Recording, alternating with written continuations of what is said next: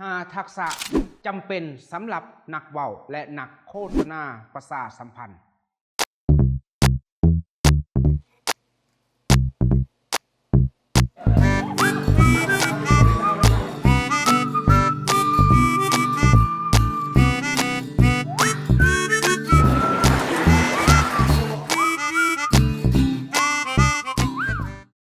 หลายคนเคยสงสัยว่าถ้าอยากเป็นนักเว้าอยากเป็นนักโฆษณาประชาสัมพันธ์มันต้องมีทักษะหยังแหน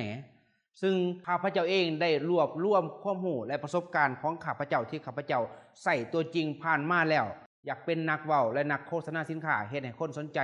โดยทั่วไปแล้วมีอยู่5ทักษะที่1ที่จำเป็นก่อนอื่นหมดเลยก็คือทักษะการจับไมค์บางคนว่าเอาจับไมค์ต้องมีทักษะบ่มีและมีความจำเป็นเพราะว่าถ้าเจ้าจับไมค์บ่ถูกต้องบ่ฮู้วิธีการใส่ไมค์ก็จะเฮ็ดให้เจ้าสูญเสียความมั่นใจอย่างเช่นว่าบางคนเวลาขึ้นไปหาไมค์ทำอิฐเว้าใส่ไมค์บ่ดังเห็นบ่อันนั้นย้อนเจ้าขาดทักษะในการใส่ไมค์ฉะนั้นต่อไปนี้ก็คือทักษะการใส่ไมค์ที่ดีและควรเฮ็ดนั่นก็คือ1เมื่อขึ้นไปฮอดเวทีก่อนจะเว้าก่อนจะจาทำอิฐพิธีกรต้องแนมเบิงปุ่มออนกับออฟของไมค์หันซะก่อนถ้าหากมันอยู่ออฟโยขึ้นมาใส่ออนเฮ็ดให้มันมีไฟหงเด้อถ้าไฟบ่หงไมค์จะบ่ดังภายหลังไฟไหม้หงแล้วหรือมาอยู่ในปุ่มออนแล้วขั้นตอนต่อไปของพิธีกรคือการทดลองไมค์การทดลองไมค์ที่เหมาะสมที่สุดก็คือการเว้าเสียงค่อยๆว่าหรือว่าเทสอะโลเทสเว้าแบบนี้ก็ได้บางคนก็เคาะไม้ตึงอันนี้ก็ถือว่าเป็นการที่บ่เหมาะสมและเสียมารยาทเคาะไม้ดังเกินไปถ้าจะเคาะอาจจะเป็นการเอานิ้วมือเฮ็ดแตะจังซี่ก็ได้มันก็ดังตอกค่อยๆดีแท้แม่นให้ใช้เสียงปากอะโลเทสว่าจังซี่ก็ได้ภายหลังที่เปิดไม้แล้วทดสอบไม้แล้วต่อไปคือการเอาไม้มาใส่ปากเทคนิคการเอาไม้มาใส่ปากคือพยายามให้ห่างจากปากนี่ประมาณอยู่2ข้อมือหรือประมาณ1โป้มือเด้อ2ข้อมือหรือประมาณ1โป้มือเฮานี่ประมาณนี้ห่างจากปากภายหลังที่เว้าไปแล้วให้ฟังเสียงตัวเองนำว่าเสียงของตัวเองออกลำโพงดังแห้งปานใดค่อยปานใดบางคนเว้าไปแล้วเสียงตัวเองบ่ออกฮอดลำโพงก็เว้าไปเลยฉะนั้นถ้าหากเสียงเฮาบ่ออกต้องยับไมค์เข้าปากหรือถ้าหากว่าเสียงเฮาออกลำโพงดังเกินไปก็ต้องถอยไมค์ห่างออกจากปากเพื่อให้เสียงเฮาพอดีพองามอันนั้นเป็นเทคนิคการใส่ไมค์โดยทั่วไปและการจับไมค์ส่วนหลายมันให้จับกลางไมค์เด้อบ่ให้จับก้นมันถ้าจับก้นมันสิค่อยลุกดิกต่อไปทักษะที่จำเป็นของนักเว้าก็คือแม่นทักษะการฟังหลายคนว่าเอาการฟังซื่อๆมันสิยากอีหยังมีหูแล้วก็ฟังได้โลดความจริงทักษะการฟังมันเป็นกลยุทธ์และเป็นมารยาทที่จะเฮ็ดให้นักเว้าทุกคนมีเสน่ห์หลายที่สุดบางคนบ่จำเป็นต้องเว้าเก่งเพียงแต่ฟังเก่งก็มีเสน่ห์แล้วชั้นต่อไปนี่แม่นเทคนิคการเป็นผู้ฟังที่ดี1ก็คือเบิ่งหน้าผู้เว้าหรือสบตากับผู้เว้าเว้ากับผู้ใดเว้าสู่เฮาฟังเฮาก็ควรให้ความสนใจผู้นั้นแนมเบิ่งผู้นั้นบ่ให้แนมไปทุทีบทั่วแดนต้องแนมเบิ่งเขาเจ้าสบตากับเขาเจ้าภายหลังที่เบิ่งหน้าเขาเจ้าแล้วซบตาเขาเจ้าแล้วถ้าหากว่าคำเว้าใดหรือประโยคใดที่มันถูกใจเฮาผู้เฮาก็ควรเงือกหัวเวลาเงือกหัวนี่มันให้เงือกพอดีเงือกพองามเด้ออย่าสิเงือกเอาแท้เอาว่าต้องเงือกพอดีพองามจังซี่อ๋อเวลาเงือกหัวไปแล้วให้เอ่ยคำว่าโอ้แม่นบ่น่าสนใจจังซี่พยายามใส่คำเสื่อมต่อให้ได้เด้อการเป็นผู้ฟังที่ดีเว้ากับหัวหน้าเว้ากับเมียเว้ากับหมู่กับครูเว้ากับสู่กับแฟนถ้าหากเว้าบ่เก่งเพียงแต่เป็นผู้ฟังเก่งเฮาก็เกิดมีเสน่ห์แล้วโดยการเบิ่งหน้าซบตาเงือกหัวเปล่งเสียงว่าโอ้แม่นบ่น่าสนใจจังซี่แล้วอีกเทคนิคนึงของการเป็นผู้ฟังที่ดีก็คือบ่เว้าตัดความปล่อยให้ผู้นั้นเว้าไปหลังจากเว้าสุดแล้วถ้าหากว่าเฮามีคำถามเฮาจึงค่อยถามย้อนหลังมีบางคนผู้นั้นกำลังเว้าไปดีๆอยู่ตัดความเขาปุ๊บคันตัดเว้าปุ๊บแล้วเฮ็ดให้ผู้นั้นเสียสมาธิบางคนลงไปเลยว่าจักเว้าหยังนอกจากบ่เว้าตัดความแล้วการถามคืนเป็นบางครั้งหรือจดเป็นบางเทื่อ ก็แม่นวิธีหนึ่งที่แสดงให้รู้ว่าเฮาเป็นผู้ฟังที่ดีสังเกตบ่เวลาเฮาขึ้นไปเว้าอย่างใดอย่างหนึ่งแล้วมีคนจดคำเว้าเฮาเขาจดในปึ้มในซอหั่นน่ะเฮาจะมีความภาคภูมิใจฉะนั้นอยากให้ผู้อื่นอยากให้นักเว้ามีความภาคภูมิใจพวกเฮาก็ต้องเป็นผู้ฟังที่ดีโดยการเบิ่งหน้าซบตาเงือกหัวออกเสียงเป็นบางครั้งจดเป็นบางครั้งถามคืนเป็นบางเวลาอย่าเว้าตัดความ3ทักษะการเว้าแน่นอนอยากเป็นนักเว้าต้องรู้ทักษะการเว้าในทักษะการเว้ามันมีอีหยังแหน่เว้าจาต้องเรียนไหลหลายคนว่าสิเว้าจาจังได๋อาจารย์สิเรียนสิไหลคู่มื้อนี้มันก็ยังเว้าอืดๆอาดๆอยากเว้าจาเรียนไหลพวกเฮาต้องมีข้อมูลในหัวอยากมีข้อมูลในหัวพวกเฮาต้องอ่านอยากอ่านและจือได้ดีพวกเฮาต้องอ่านให้เข้าใจหลายคนจือแล้วเฮ็ดจังได๋มันจังสิจือเฮ็ดจังได๋มันจังสิเข้าใจอ่านมาแล้วก็เอาไปเว้าสู่ผู้อื่นฟังอ่านปุ๊บไปเว้าสู่ฟังปุ๊บคันบ่มีผู้ใดเว้าสู่ฟังอ่านแล้วเอามาเขียนลง Facebook เพราะการที่ไปเว้าสู่ผู้อื่นฟังหรือเอามาเขียนลง Facebook นั่นมันเป็นการทวนความจำเฮาไปในตัวต่อไปก็คือรู้จักใช้ภาษากายบางคนอยากเป็นนักเว้าขึ้นไปฮอดก็ยืนเข้ารบทุ่งแบบนี้เว้าจาบ่หนิงบ่ติงหยังจังซี่แบบนั้นก็บ่แม่นศิลปะแบบนั้นก็บ่แม่นนักเว้าที่ใช้ภาษากายเก่งอยากเป็นนักเว้าต้องรู้จักใช้ภาษากายเก่งภาษากายมันยังมีมือสีหน้าแววตาเคลื่อนย้ายไปมาแบบนี้และเวลาขึ้นไปเว้าอยู่เทิงเวทีก็ให้เคลื่อนย้ายไปมาเทิงเวทีเป็นบางครั้งย้ายขวาบางครั้งย้ายซ้ายบางครั้งแต่ว่าหลักๆให้ยืนอยู่เวทีกลางหรืออยู่บอนที่คณะจัดงานเพิ่นให้ยืนอยู่หันเป็นหลักเวลาเว้าพยายามซบตาไปหาผู้ฟังซบตาไปหาผู้ฟังอยู่แดนนี้ก็ให้ซบตาไปแบบนี้กวดสายตาไปแบบนี้ลักษณะนี้หลีกเลี่ยงการผู้ฟังอยู่นี่แล้วเฮาแนมไปทางพุ่นแนมขึ้นฟ้าหรือก้มลงหลุมบางคนก็ก้มลงหลุมบางคนก็อ่านแท้อ่านว่าจังซี่จนลืมเบิ่งผู้ฟังสันนักเว้าที่ดีต้องเบิ่งผู้ฟังหรือว่าซบตากับผู้ฟังและที่สำคัญนักเว้าที่ดีต้องรู้จักใส่เสียงให้ดังและหลากหลาย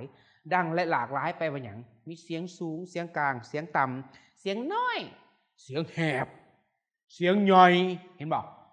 เพราะว่านักเว้ามันต้องรู้จักใส่ตัวละครต้องสามารถเป็นได้ทั้งตัวละครหลายแบบเสียงผู้เฒ่าก็ได้เสียงเด็กน้อยก็ได้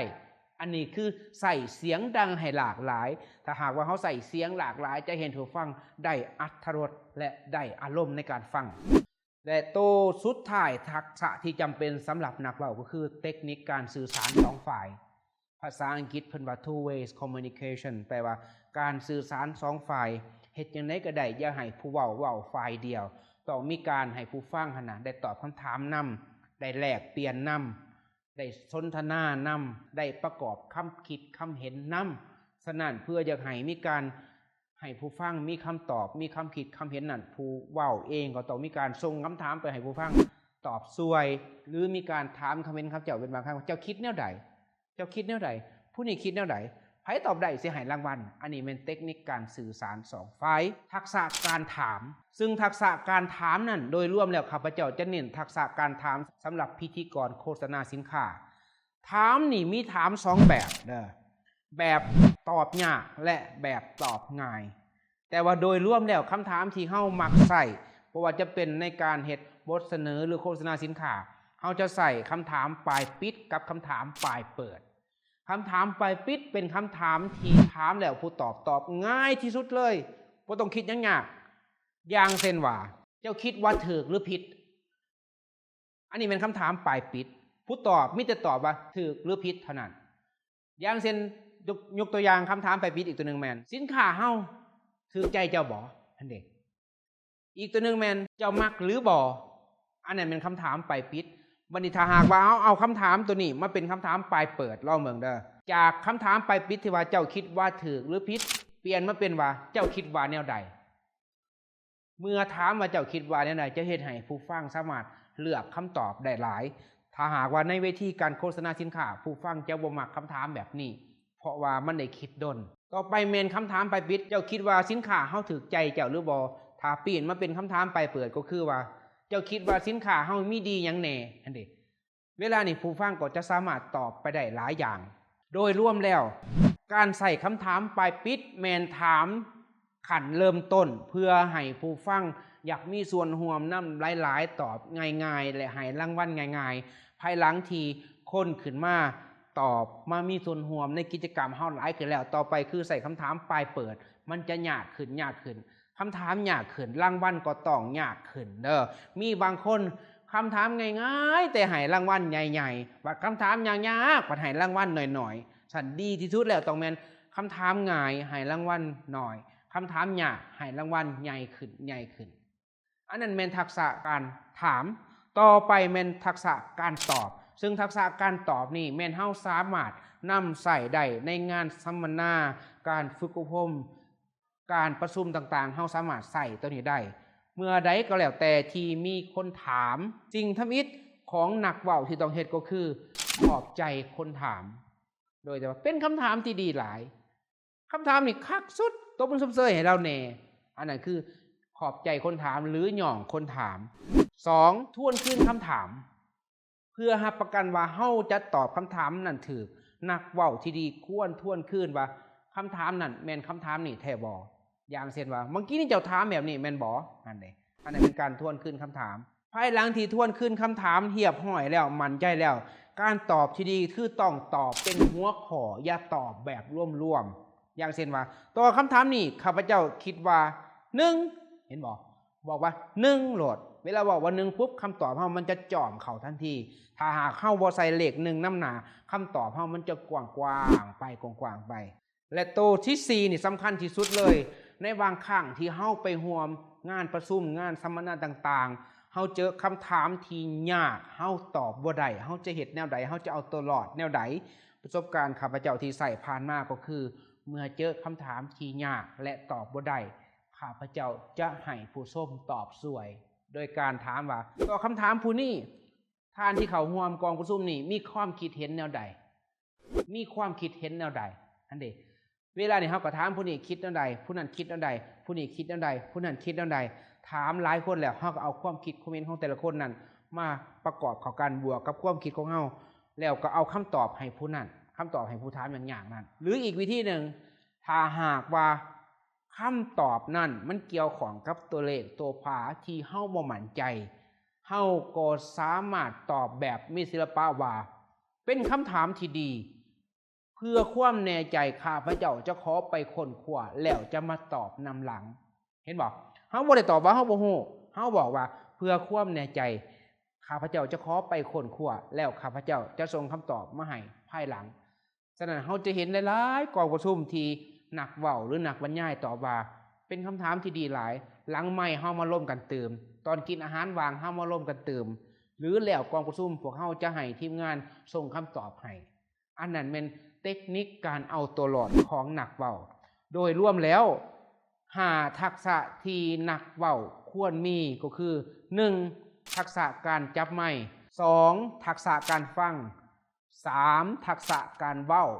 4ทักษะการถามและ5ทักษะการตอบถ้านักเว้าผู้ใดสามารถใส่5เทคนิคนี้ในการขึ้นไปเว้าทุกๆครั้งเชื่อแน่ว่าเจ้าจะเป็นคนที่เว้าดีมีเสน่ห์และประทับใจคนฟังอย่างแน่นอนขอบใจหลายๆ